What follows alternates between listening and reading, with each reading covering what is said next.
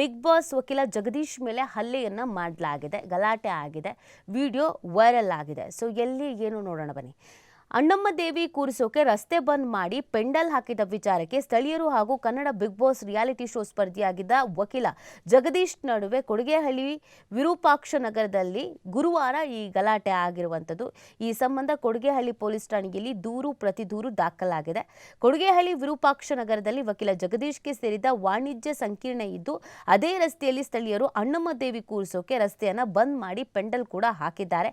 ಇದಕ್ಕೆ ವಿರೋಧ ವ್ಯಕ್ತಪಡಿಸಿದ ವಕೀಲ ಜಗದೀಶ್ ರಸ್ತೆ ಬಂದ್ ಮಾಡಿರೋದ್ರಿಂದ ಸಾರ್ವಜನಿಕರ ಸಂಚಾರಕ್ಕೆ ತೊಂದರೆ ಆಗಿದೆ ಅಂತ ಪೊಲೀಸರಿಗೆ ದೂರು ಕೊಟ್ಟಿದ್ದಾರೆ.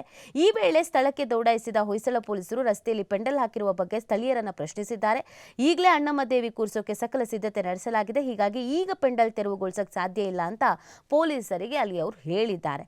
ಇದಾದ ಕೆಲ ಸಮಯದ ಬಳಿಕ ವಕೀಲ ಜಗದೀಶ್ ಮನೆ ಬಳಿ ಬಂದಿರುವಂತಹ ಸುಮಾರು 40ಕ್ಕೂ ಅಧಿಕ ಸ್ಥಳೀಯರು ಪೆಂಡಲ್ಗೆ ವಿರೋಧ ವಿಚಾರ ಪ್ರಸ್ತಾಪಿಸಿ ಜಗದೀಶ್ ಜೊತೆಗೆ ಜಗಳ ತೆಗೆದು ಹಲ್ಲೆ ಮಾಡಿದ್ದಾರೆ.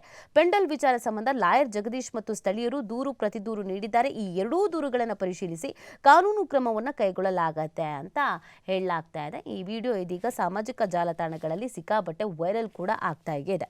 ಸೊ ಅಲ್ಲಿ ಏಕಾಏಕಿಯಾಗಿ ಮಾತಾಡ್ಕೊಳ್ತಾರೆ, ಒಬ್ರಿಗೊಬ್ರು ಅವಾಚ್ಯ ಶಬ್ದಗಳಿಂದ ನಿಂದಿಸ್ಕೊಳ್ತಾರೆ, ನೇರವಾಗಿ ಕೈ ಹಾಕಿ ಹೊಡೆಯೋದಕ್ಕೆ ಶುರು ಮಾಡ್ತಾರೆ.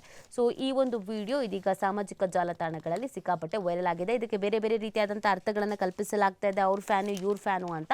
ಇದು ಆ್ಯಕ್ಚುಲಿ ಆಗಿರೋದು ಏನು ಅಂತ ಅಂದರೆ, ಅಣ್ಣಮ್ಮ ದೇವಿ ದೇವಸ್ಥಾನ ಅಣ್ಣಮ್ಮ ಕೂರಿಸುವಂಥ ಸಂದರ್ಭದಲ್ಲಿ ರಸ್ತೆಯನ್ನು ಬಂದ್ ಮಾಡಿರೋದಕ್ಕೆ ಪ್ರಶ್ನೆಯನ್ನು ಮಾಡಲಾಗಿದೆ. ಆಗ ಈ ಒಂದು ಘಟನೆ ನಡೆದಿರೋದು. ಬಟ್ ಇದು ಬೇರೆ ಬೇರೆ ರೀತಿಯಲ್ಲೂ ಕೂಡ ಪೋಟ್ರೆ ಮಾಡಲಾಗ್ತಿದೆ ಅನ್ನುವಂಥದ್ದು ಒಂದು ವಿಚಾರ ವೈರಲ್ ಆಗ್ತಾ ಇದೆ.